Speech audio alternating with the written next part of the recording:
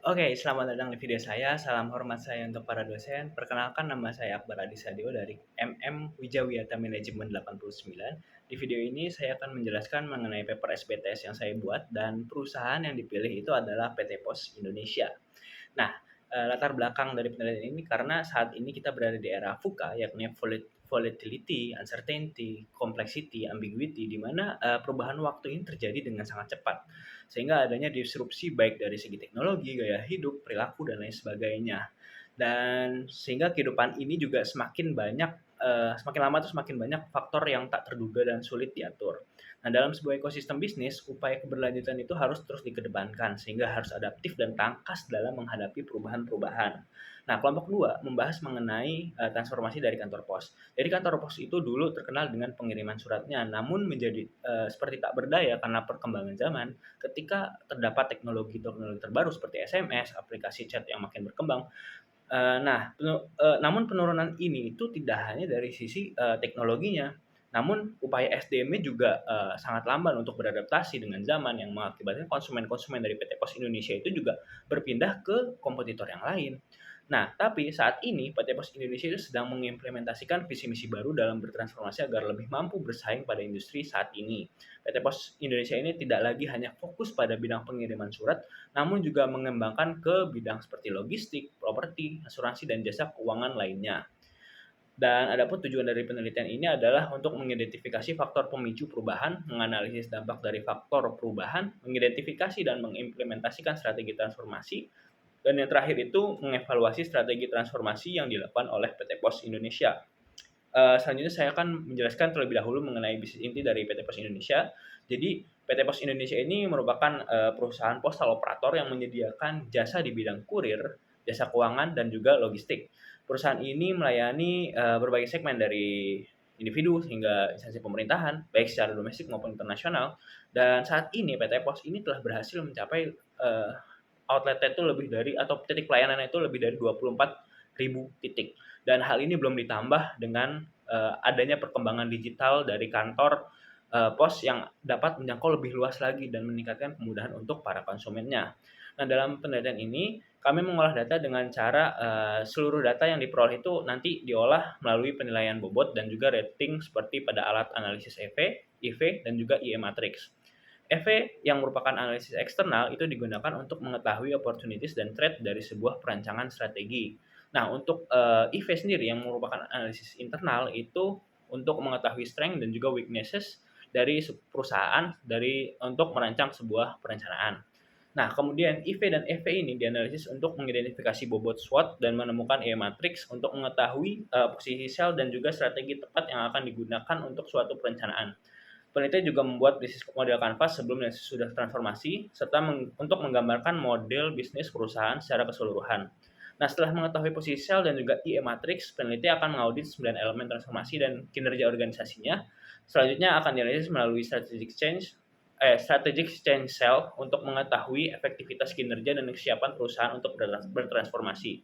Jadi setelah melakukan analisis ini, peneliti melakukan analisis perubahan strategik yang terdiri dari rancangan transformasi, terus bisnis ekosistem, dan yang terakhir ada rancangan strategi korporat. Sehingga dihasilkan rancangan perubahan strategik secara menyeluruh. Nah, selanjutnya peneliti akan memulai dengan analisis visi misi terlebih dahulu. Jadi untuk visi, PT Pos Indonesia adalah menjadi postal operator, penyedia jasa kurir, logistik, dan keuangan paling kompetitif. Terdapat 3 poin yang dapat dianalisis, yakni yang pertama desirable yang diharapkan, purposeful memiliki tujuan yang jelas, dan juga fokus. Dan untuk desirable sendiri dapat dilihat dari kata paling kompetitif yang merepresentasikan bahwa perusahaan ini memiliki target yang tinggi dalam memaksimalkan pelayanannya. Lalu untuk purposeful, PT Pos ini ingin menjadi postal operator yang unggul dalam melayani jasa kurir, logistik, dan jasa keuangan. Lalu selanjutnya fokus, yakni terdapat 4 layanan unggulan yang sudah disebutkan sebelumnya dan yang ingin diberikan perusahaan kepada konsumen-konsumennya. Lalu untuk misi PT Pos sendiri, Pos Indonesia ini terlihat sangat singkat dan sangat general, sangat umum. Jadi di sini kami menilai kurangnya kejelasan informasi dari misinya, sehingga dari 9 komponen analisis misi, hanya 3 komponen yang terpenuhi, yakni dari segi teknologi, filosofi, dan juga self-concept. Nah, segmen pelanggan PT Pos Indonesia ini juga dari individu, dari UMKM, perusahaan besar, nasional dan internasional, lalu juga sampai instansi pemerintahan. Nah, proposisi nilai yang dimiliki PT Pos Indonesia dibandingkan dengan kompetitor lain itu adalah cakupan wilayahnya yang lebih luas, sebagai bentuk tanggung jawab PT Pos Indonesia sebagai BUMN, dalam melayani warga yang hidup di daerah pelosok Indonesia. Dan untuk BMC sebelum transformasi mohon izin dapat dibaca melalui paper kami untuk lebih jelasnya mengingat durasi yang cukup singkat cuma 20 menit. Lalu selanjutnya itu kita langsung masuk ke faktor pemicu perubahan dari analisis eksternal. Di sini kami menggunakan Pestel dan juga Five Forces Porter, sorry. Kita mulai dari Pestel. Yang pertama itu politik. Jadi di sini politik ini mengenai kedinamisan berbagai kebijakan pemerintah yang dapat mempengaruhi operasional PT Pos Indonesia.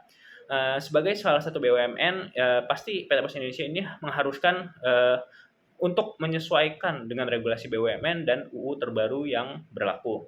Nah, selanjutnya ini ada faktor pemicu dari ekonomi. Jadi di sini kita melihat bahwa pertumbuhan ekonomi ini cukup baik lah. Jadi di sini dapat menjadi pertimbangan bagi PT Pos Indonesia dalam melakukan transformasi secara segera. Selanjutnya faktor pemicu transformasi dari sisi sosial. Jadi di sini ada perubahan gaya hidup dan pola perilaku komunikasi masyarakat. Di sini harus cerdas dalam melihat potensinya untuk bertransformasi dan mengembangkan bisnisnya dengan mengikuti perkembangan layanan komunikasi yang lebih cepat. Lalu selanjutnya itu ada dari faktor teknologi. Jadi penggunaan teknologi ini dari penggunaan internet, sedang kecenderungan masyarakat dalam mengakses internet itu melalui HP, sehingga Pos Indonesia harus memanfaatkan fenomena tersebut dalam upaya bertransformasi. Lalu yang kelima itu ada environmental.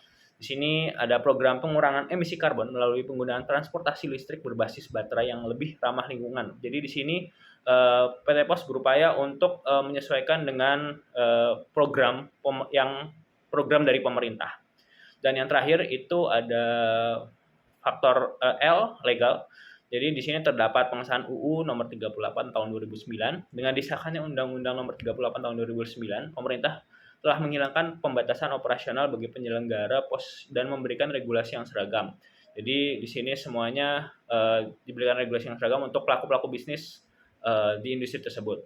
Langkah ini jadi secara jelas ini menggalakkan proses liberalisasi. Jadi istilahnya seperti PT Pos ini kehilangan hak monopolinya. Jadi membawa sektor ini ke dalam era persaingan yang lebih ketat dan cepat tentunya.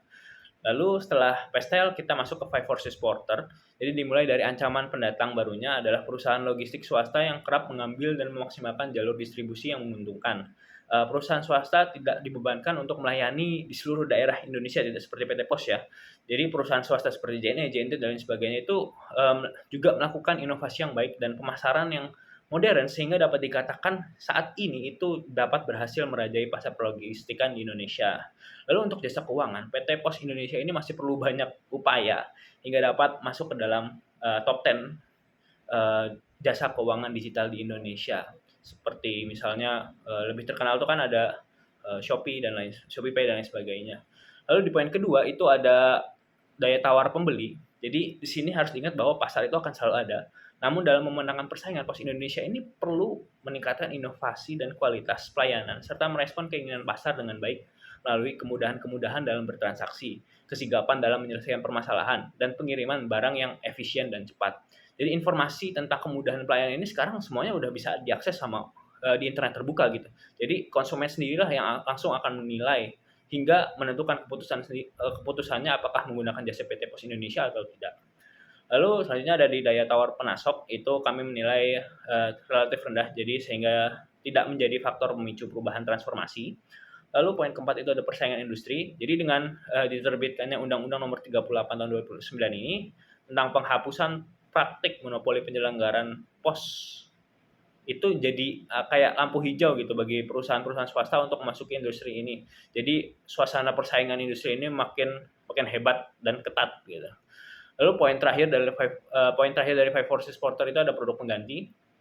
Jadi ancaman produk pengganti menurut kami itu adalah aplikasi jasa pengiriman seperti Delivery, Lalamove, dan juga kalau misalnya di jasa keuangan itu banyak sekali ya fintech populer yang ada di Indonesia seperti GoPay, ShopeePay, terus OVO, terus juga Link Aja dan lain sebagainya. Lalu kita masuk ke eksternal. Setelah mengetahui tadi dari Pestel dan juga Five Forces Porter, kita akan melakukan pembobotan pada analisis EV. Di sini kesimpulannya adalah 6 point opportunities dan juga 5 threat. Dan pada analisis EV-nya mendapatkan nilai total 2,43. Setelah analisis eksternal, kita akan menggunakan analisis internal dengan menggunakan analisis fungsional dari segi pemasaran, keuangan, operasional, dan juga SDM. Nah, setelah melakukan analisis fungsional, kita akan memasukkannya ke dalam Prio untuk dianalisis lebih lanjut terkait competitive implication, serta strength dan weakness-nya. Dan setelah mengetahui hal tersebut, kita akan membobot dalam IV. Nah, kesimpulannya adalah dalam IV ini terdapat 4 poin strength dan juga 8 weakness. Pada analisis IV-nya itu terdapat nilai 2,20.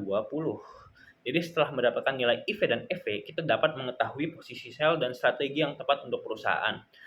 Dengan nilai tersebut, maka sell yang didapat dari PT Pos Indonesia ini berada di sell 5, yakni hold and maintain. Dengan strategi yang harus dikedepankan adalah terkait market penetration dan juga product development. Selanjutnya peneliti akan melakukan penilaian elemen transformasi menggunakan penilaian PPM terhadap 9 elemen, mulai dari arah bisnis visioner, kepemimpinan yang kuat, terus juga hingga manajemen risiko. Nah, untuk nilai tertinggi itu berada di kepemimpinan yang kuat, karena dengan memiliki pemimpin yang baik, seperti Direktur Utama PT Pos saat ini, banyak sekali program-program transformasi yang sedang diupayakan untuk menjadi lebih baik. Tentu hal ini menjadi positif untuk PT Pos Indonesia. Namun, secara nilai total rata-rata perusahaan ini masih berada di angka 70 atau masih belum siap bertransformasi. Setelah melakukan penilaian sebelumnya, selanjutnya dengan penilaian kinerja organisasi juga menggunakan penilaian PPM. Terdapat 3 poin utama, yakni inovasi meningkat, nilai perusahaan bertambah, dan juga kelanjutan perusahaan. Pada penilaian ini total rata-ratanya untuk kesiapan organisasinya itu adalah 80 atau perusahaan siap untuk bertransformasi. Dengan didapatkan 2 nilai ini, kita dapat menentukan strategic change yang masuk kategori cell evolution realignment. Jadi perusahaan dapat melakukan evolution yang menerapkan konsep incremental transformation yang merujuk pada pendekatan bertahap dalam melakukan perubahan atau perbaikan terhadap proses struktur atau strategi perusahaan dalam upaya berkelanjutan. Selanjutnya terdapat BMC setelah transformasi. Dengan perkembangan teknologi itu muncul berbagai tambahan dari segi channel, value proposition, key resources, dan lain sebagainya. Hanya customer segmentation lah yang tidak berubah, karena memang dari awal PT Pos Indonesia ini kan melayani semua segmentasi ya, dari individu sampai organisasi pemerintahan. Lalu selanjutnya saya akan menjelaskan mengenai rancangan transformasi PT Pos Indonesia. Itu ada 7 perencanaan transformasi PT Pos Indonesia. Pertama ada business transformation, yakni program loser to winner. Jadi di sini Pos Indonesia melakukan transformasi besar-besaran dari segi SDM dan teknologinya agar mampu bersaing dan memenangkan persaingan di industri. Mulai dari teknik integrasi perlogistikan yang lebih baik, dan juga bahkan telah mendapatkan lebih dari 25 penghargaan ternama pada tahun 2022 saja. Lalu selanjutnya itu ada proses transformation dari manual to automation. Itu jadi memperbarui teknologi baik dari peralatan hingga sistem yang dapat dengan baik terintegrasi secara internal dan berafiliasi dengan berbagai entitas lainnya eksternal. Lalu yang ketiga itu ada product and channel transformation. Itu ada di physical to digital. Jadi sebelumnya harus datang ke kantor, sekarang PT Pos Indonesia ini telah memiliki pelayanan digital yang lebih interaktif dalam melakukan penjualan berbagai produk dan jasanya. Nama aplikasi pamungkasnya itu sekarang adalah Super Apps Postpay. Nah, yang keempat itu ada teknologi information, machine and services. Jadi PT Pos Indonesia juga melakukan transformasi pada bisnis kurir dan logistik untuk meningkatkan kapasitas, jangkauan, dan kualitas layanan sehingga dapat menangkap peluang di tengah pertumbuhan pada industri kurir dan logistik. Selanjutnya ada HR transformation, yaitu resource to capital. Direktur Utama PT Pos Indonesia ini juga menekankan bahwa SDM ini sangat penting, bahkan dianggap sebagai pemain utama atau kunci dalam menggerakkan perusahaan, karena bukan aset atau fisik atau teknologi. Nah, PT Pos Indonesia ini menghadapi tantangan besar untuk terus meningkatkan kualitas dan kinerja SDM, dan diharapkan bahwa sumber daya yang telah dikembangkan selama bekerja di PT Pos ini juga memiliki nilai dan keterampilan yang memadai untuk mengatasi permasalahan baik secara internal maupun eksternal. Lalu ada organization transformation, itu ada cost to commerce. Jadi di Road PT Pos Indonesia berupaya membangun kinerja yang produktif dengan membangun sistem manajemen karyawan untuk menunjang kemampuan dalam memenangkan persaingan. Jadi dengan berinvestasi pada pelatihan SDM, terus tadi pembaruan sistem dan teknologi, terus peningkatan fasilitas serta penyusunan sistem manajemen yang handal, itu diharapkan dapat memberikan dampak positif untuk perusahaan. Dan yang terakhir itu ada culture transformation dari behavior to character. Jadi di sini mengaplikasikan nilai akhlak, yang dimana akhlak itu adalah core value dari BUMN dalam bekerjanya mereka, dan menyusun pedoman etika bisnis dan tata perilaku untuk menjaga nuansa dan lingkungan agar dapat bekerja dengan integritas, nyaman, dan juga produktif. Lalu selanjutnya itu evaluasi kinerja perusahaan berdasarkan penilaian PPM. Untuk nilai baik dari segi laba dan nilai saham itu meningkat jadi baik, positif. Untuk inovasi terdapat inovasi properti untuk dijadwalkan kegiatan bisnis seperti Postblok di Jakarta dan juga Surabaya, peluncuran aplikasi super apps Postpay, lalu digitalisasi berbagai sistem operasional, dan pengembangan warehouse dan kargo udara untuk mendukung logistik nasional. Nah, untuk aspek terakhir yakni berkelanjutan, ini pendekatan pada pelatihan dan pengembangan SDM. Transformasi ini menandai langkah strategis PT Pos Indonesia untuk memastikan bahwa SDM mereka tidak hanya menjalankan tugas administratif atau seperti robot saja, tetapi juga memiliki sikap dan keterampilan yang diperlukan untuk menghadapi tantangan dan memanfaatkan peluang di masa depan. Selanjutnya kita akan membahas mengenai bisnis ekosistem. Jadi setelah kita membuat rancangan atau gambar ekosistem bisnis, kita dapat mengidentifikasi 3 jenis entitas yakni keystone, dominator, dan juga niche firm. Lalu untuk keystone-nya itu adalah konsumen baik individu maupun organisasi. Selanjutnya untuk dominatornya itu adalah perusahaan startup, di mana kehadiran perusahaan startup yang lebih unggul dalam pengembangan teknologi, serta memiliki aplikasi yang mampu berpotensi mendominasi industri pada saat ini. Untuk niche firm-nya itu adalah pelayanan filateli milik Pos Indonesia untuk memenuhi kebutuhan berbagai jenis filateli seperti untuk para kolektor perangko. Lalu selanjutnya kita membahas mengenai rancangan strategi korporat. Terdapat 2 bahasan dalam strategi korporat, yakni directional strategi dan juga parenting strategi.